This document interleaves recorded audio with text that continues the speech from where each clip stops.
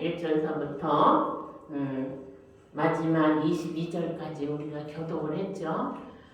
주님이 저한테 그러시더라고요. 내가 하나님의 말씀을 제대로 이렇게 잘 이해시킬 수 있는 설득력이 없다고 하니까 주님은 너는 같이 읽기만 해라. 성령께서 친히 터치해서 각자에게 깨달을 말을 깨닫게 하시리라 그러시더라고요. 그래서 말씀을 어떤 때는 이렇게 지금은 설교를 짧게 하는 것이 이제 그걸 뭐라 그랬죠? 섬기는 거? 짧게 하는 것이 배려하는 거, 섬기는 거라 그러잖아요. 근데 하나님께서는 여기서 조금 저기서 조금 이렇게 주어 붙여서 그것으로 그냥 그렇게 하는 것이 아니라 요 말씀 속에 첫 절서부터 마지막 절까지 읽어 내려가면서 여기서 핵심이 무엇인가를 알 때 그냥 여기서 한 줄 저기서 한 줄 축복받아라 이게 아니라는 거예요. 그 한 장 속에 하나님께서 하시고자 하시는 말씀이 들어있다는 거예요. 그래서 말씀에는 다 짝이 있다고 그러잖아요. 그래서 짝을 찾느라 막 헤매고 그러는데 여기서도 1절부터 마지막 절까지 읽으면서 성령이 내 마음에 터치하는 부분들이 많이 있습니다. 그래서 그 말씀으로 우리가 이제 성직자가 됐음에 목자가 되었음에 거룩한 나라고 또 거룩한 백성이 되었잖아요. 천국을 상속받은 자들이잖아요. 우리는 하나님의 사랑을 특별히 받는 자들이에요. 그래서 하나님을 사랑하는 자들을 하나님께서 하나님의 사랑을 덧입혀 주신다고 그랬습니다. 그렇기 때문에 여기에도 보면 우리가 하나님의 사랑을 받았음으로 말미암아 1절에 보니까 내가 여호와를 항상 송축하며 내 입술로 항상 주를 찬송하리로다. 하나님을 송축하는 것과 하나님을 사랑하는 것이 하나님께서 기뻐하시는 거예요. 우리를 지으신 목적이라는 거예요. 그리고 내 영혼이 여호와를 자랑하리니 하나님이 독생하신 아들을 죽어서 우리를 구원하신 그 은혜를 자랑 안 할 수가 없어요. 하나님은 당신을 사랑하십니다. 하나님께서 당신을 이 세상을 사랑하는 것처럼 그렇게 사랑한다는 말이에요. 그러면 예수님이 십자가에 죽으시기까지 우리를 사랑하셨는데 그 사랑을 인정하지 못하고 믿지 않는 자들은 배반하는 자야. 그래서 우리는 특별히 정말로 우리가 고백할 것은 어찌 끝까지 하나님을 사랑할 수 있게 하시고 하나님의 사랑을 덧입고 살아가게 하십니까? 너무너무 감사하고 기적적인 일입니다. 슬프고 괴로운 일이 있고 정말 터널을 지나면서 하나님 저기 햇빛이 보이는데 나의 아픈 어디가 이 고난이 어디가 끝입니까? 언제까지입니까? 그러면서 안달갑달 하면서 다니던 때도 있었는데 오직 그런 때에도 하나님을 벗어나지 않고 저버리지 않고 주님이 내 오른손을 꼭 잡고 가신다라는 것입니다. 오늘 이렇게 성령이 충만한 제단 정말 나약하기가 이를 데 없는 여종을 하나님께서 오른손을 잡아 이끄시고 쓰시는 것을 볼 때에 너무나도 마음에 행복이 있고 여기를 어떻게 알고 어떻게 만나서 어떻게 이렇게 주님 앞에 찬양을 할 수 있으며 하나님의 말씀을 선포할 수가 있을까? 이거는 사람이 만나고 싶어 만난 것도 아니고 성령님이 우리를 만나게 하셨고 또 이곳에서 찬양을 하면서 탁 영감이 오는데 우리 윤명성 목사님을 이곳에 모시고 와야 되겠다. 이 마음이 확 들어가는 거예요. 그래서 이곳에 오면은 맞아, 묶인 것도 풀어지고 갇힌 것도 자유함을 얻고, 사울이 머리가 아파서 절절 맬 때 다윗이 비파로 찬양을 부를 때 그 귀신이 떠났다는 것처럼 이곳에서 찬양하며 찬양을 들을 때 우리를 하나님께로 가까이 가는 것을 해방하며 대적하며 넘어뜨리려고 오는 사자와 같이 입 벌리고 우리를 퀴까부르듯 하는 그 악한 사단이 그 능력을 제어하는 권세를 우리에게 주셔서 뱀을 밟으며 정갈을 밟으며 그것들의 능력을 제어하는 권세를 주셨으니 그것들이 결코 그 원수들이 결코 너희를 해하지 못할지니라. 힘들고 어렵고 죽을 것 같지만 하나님께서는 그것들을 멸할 밟을 능력을 주셔서 요한계시록에 보면은 전갈은 병마예요. 전갈이 쏘는 것처럼 쏘가리가 쏘는 것처럼 쏘을 때 고열이 나서 죽고 싶어도 죽지 못하고 5달 만이나 고통을 당한다고 그랬습니다. 그 전갈을 밟은다 그래요. 잠시 열이 나고 힘들고 어려운 것 같지만 그것을 밟을 수 있는 힘은 오직 예수 이름. 예수 그리스도께서 십자가에서 다 이뤘다 하신 그 말씀이 나를 승리하게 하시고 그 악한 것을 발로 밟을 수 있는 힘을 주시고 그것들의 능력을 제어하는 예수의 이름을 주신 거예요. 그래서 우리가 예수님의 이름을 부르기만 해도 그 악한 것들이 벌벌 떨고 아이고 기죽어 하고 수그러진다라는 것입니다. 그러니 우리는 행복자요, 축복자요, 복받은 자입니다. 하늘을 상속받고 가는 그 기쁨이 얼마나 기쁜 것인지 세상 사람들은 몰라요. 세상이 다 하나님으로 말미암아 예수 그리스도로 말미암아 지은 바 되었지만 세상이 예수님을 알지 못해요. 그러나 예수님이 자기 땅에 왔어도 영접하지 않잖아요.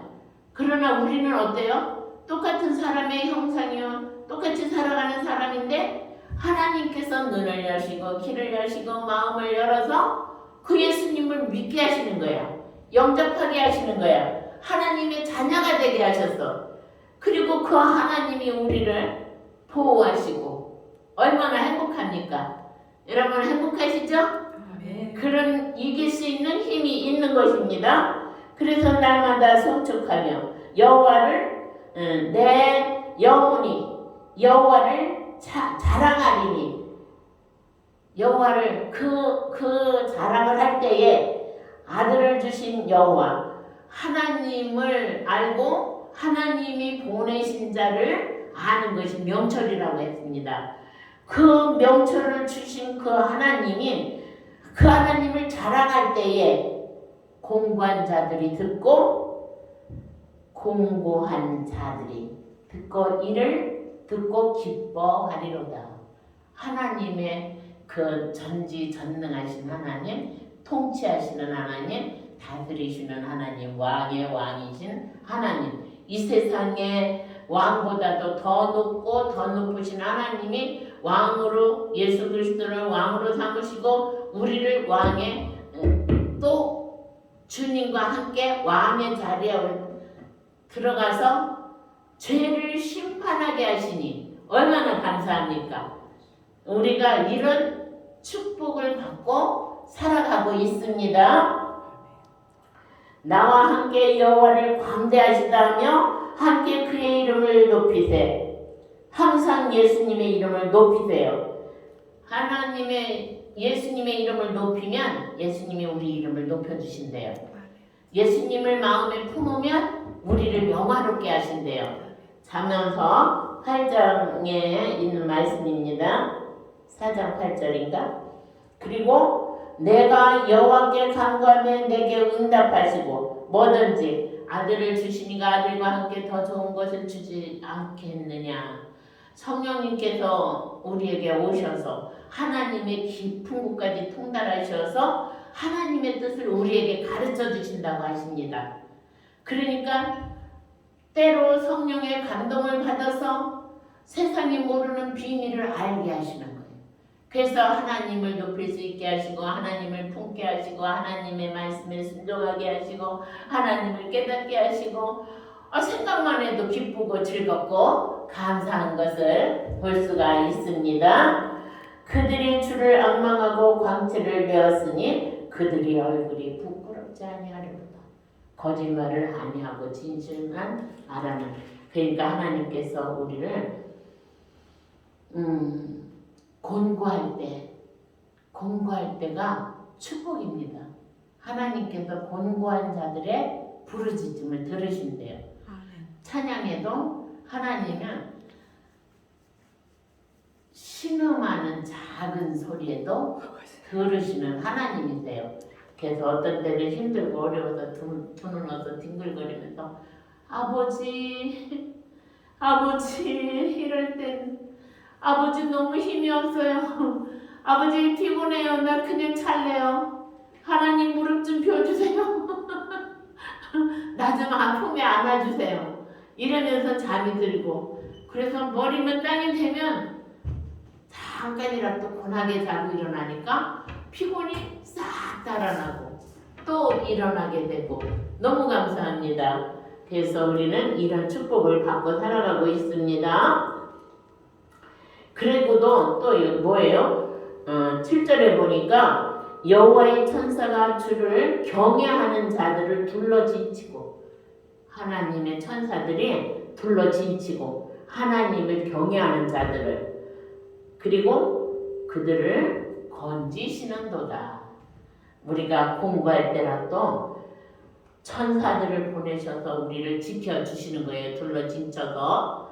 그리고 우리를 건져주신다고 하십니다. 그래서 우리는 사람을 의지하지 아니하고 세상을 의지하지 아니하고 돈을 의지하지 아니하고 오직 만군의 주 여호와 나의 하나님을 의지할 때, 예수님은 오셔서 하나님을 소개하시고 하나님은 구약 말씀마다 예수님을 증거하셨습니다. 예수님이 죽은 지 3일 만에 부활하셔서 또 이 땅의 제자들과 500여 명의 40여 명에 보이시고 하늘나라에 승천하셨으며, 그 승천하시면서 하신 말씀 보혜사 성령을 너에게 보내리니 그랬어요. 내가 아버지께로 가면, 마태복음서에 있죠. 아버지께로 가면 내가 보혜사 성령 너에게 보내리니 너희가 너희에게 성령이 임하시기까지 성전을 떠나지 말아라. 우리 마음에 다른 것을 두면 안 돼요. 예수님을 품고 예수님만 생각해야 되죠. 안지나서나 주님 생각. 우리는 그래서 이 세상에서도 우리가 살아갈 때 너희 성도들아 여호와를 경외하라. 그를 경외하는 자에게는 부족함이 없으리로다. 그러니까 하박국 선지자가 어때요?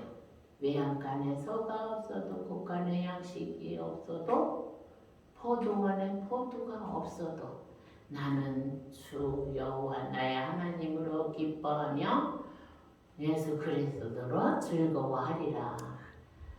우리는 부족함이 없어요. 예수님만 섬기면, 예수님만 진실한 마음으로 바로 섬기면 부족함이 없어요. 죽을 것 같은데 평안을 주시고 기쁨을 주시고 사랑으로 품어주시고 온유하게 하시고 겸손하게 하시고 세상을 빛으로 비추며 어둠을 몰아낼 수 있는 능력을 주시는 하나님이십니다. 그래서 젊은 사자는 궁핍하여 줄일지라도 여호와를 찾는 자는 모든 좋은 것에 부족함이 없으리로다. 정말 이것이 하나님께 부족함이 없다는 인정을 받게 되는 것이 한날 아침이 아닌 거예요. 오랜 세월을 연단과 고난 속에 연고대를 졸업해야 이제 그 과정이 결코 짧지는 않죠. 하나님의 말씀을 깨닫고 그 고난을 깨닫기까지. 그래야 부족함이 없이 살아갈 수 있는 지혜와 능력과 권능으로 세상을 어떻게 정복하고 다스리고 생육하고 번성하며, 맞죠? 그렇게 살아갈 수 있는 것입니다. 너희 자녀들아 와서 내 말을 들으라. 내가 여호와를 경외하는 법을 너희에게 가르치리로다. 하나님을 경외하는 것은 뭘까? 하나님의 말씀을 순종하는 것, 하나님의 규례를 지키는 것, 그것이 자면서 너희가 왜 내 말을 뒷발질하느냐, 그런 말씀이 있어요. 그런 것처럼 하나님의 말씀을 들었을 때 무시하면 뒷발질하는 거나 마찬가지래요. 그래서 시편서에도 보면은 너는 길에서 내 아들에게 자주 입맞추라 그러시죠. 우리는 서로 예수님 앞에 어떻게 입맞추는 거예요? 우리는 서로 사랑하는 사람끼리는 입을 맞추지만 예수님께 입맞추는 건 뭘 말씀하시는 거죠? 말씀을 보고 그 말씀을 순종하는 것이 입맞추는 거예요. 뜻을 같이 하는 거예요. 말을 같이 하는 거예요. 행동을 같이 하는 거예요. 근데 주님을 내 말씀으로 내 마음판에 새기고 같이 한다라는 것이죠. 그리고 여기 보니까 생명을 사모하며 연수를 살아가기를 복받기를 원하는 사람이 누구냐? 모든 사람이, 세상에 있는 사람이나 하나님을 믿는 사람이나 다 장수하고 복받기를 원하잖아요. 근데 내 혀를 악해서 금하라 그래요. 내 입술을 거짓말해서 금할지어다. 10번 참았다가 한 번만 실수를 해도 악이 폭발처럼 쏟아져 나오죠. 우리 속에서. 그게 사단이 역사하는 것인데 그게 단번에 고쳐지지는 않더라고요. 연단을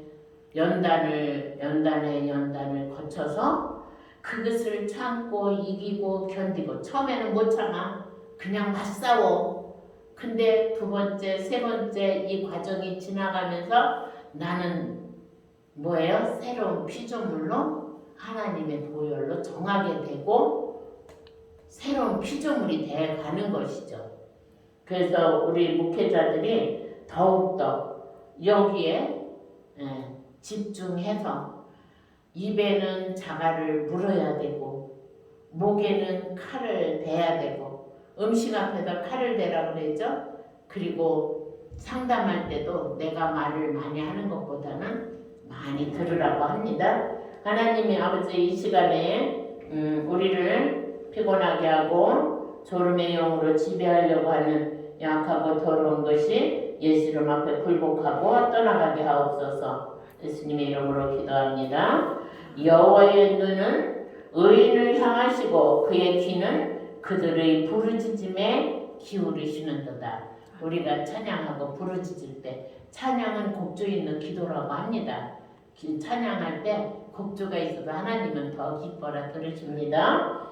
여호와의 얼굴은 악을 행하는 자를 향하시고 그들의 자취를 땅에서 끊으려 하시는도다. 이 땅에서 악이냐 악만 번성하는 것 같아도 하나님의 의는 그 악인을 결코 끊으십니다.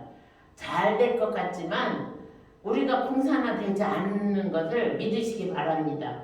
왜? 이대로 간다 할지라도 하나님은 의 편이시기 때문에 의 편에 서지 악인의 편에 서지 않습니다. 우리의 후손을 하나님께서 지으신 하나님의 백성들을 악인의 손에 넘기지 아니하실 줄을 믿습니다. 통치하시는 하나님이시기 때문입니다. 온 인류를 통치하시고 운행하시고 다 보살피시고 하나님의 사람을 사랑하시고 구원하시는 분이시기 때문입니다. 물론 어떻게 생각하면 이북에 있는 땅굴 속에서 기도하고 그런 사람들은 왜 그러느냐 그러겠지만 그 나름대로 그들도 하나님께서 보호하고 계신 것입니다. 악인은 결코 끊어질 것이라고 하셨습니다. 하나님의 말씀은 1.1핵이라도 흐려지거나 지워지지 않는다고 하셨습니다. 세상의 일부는 없어질지라도 하나님의 말씀은 살아서 운동력이 있어 역사하신다고 하십니다. 여호와는 마음이 상한 자를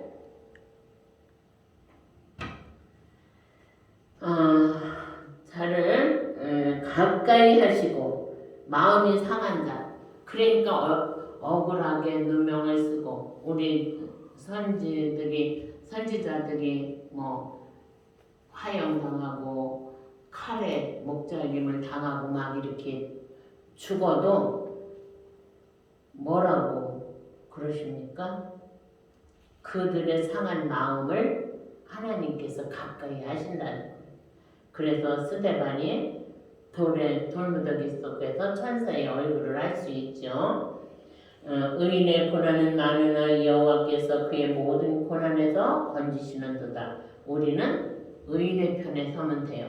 고난이 있어도 그 고난에서 건져주실 하나님을 바라보면서 아무리 힘들고 어려워도 죽일 놈 살릴 놈, 정말 한 집에 원수가 있다고 해서 자녀들에게까지도 막 또 아내와 남편이 한마음 한뜻이 안 돼서 막 그렇게 속상한다 할지라도 나는 죽었어 하고 나보다 남을 높여주면 하나님께서 그 상한 마음을 위로해 주시고 또 악한 자와는 대적하지 말라고 하십니다. 지혜로운 자가 돼서 피하라고 하십니다. 그래서 뱀같이 지혜롭고 비둘기같이 순결하라고 말씀하신 것처럼 미련한 자는 이 환난이 올 때 무턱대고 나가다가 재앙을 만나지만 지혜로운 자는 그 재앙을 피한다고 하였습니다. 그런 것처럼 우리가 말씀을 보면서 이제 내가 악한 자의 꼬임에 지금 넘어가고 있는가, 성령님의 인도함을 받고 있는가, 이것을 깨어서 항상 분별하면서 내가 누구 편에 서서 여호와를 어떻게 경외하고 있는가를 점검하는 여러분이 되어서 저와 여러분은 하나님이 기뻐하시는 모든 죄와 허물을 도말하시고 속량해 주시고 하나님께 피하는 자에게는 벌을 받지 않는다고 하십니다. 우리는 그런 삶이 되신 줄 믿고 기뻐하며 즐거워하며 감사하는 저와 여러분 되시기를 예수님의 이름으로 축원합니다. 아멘. 아멘.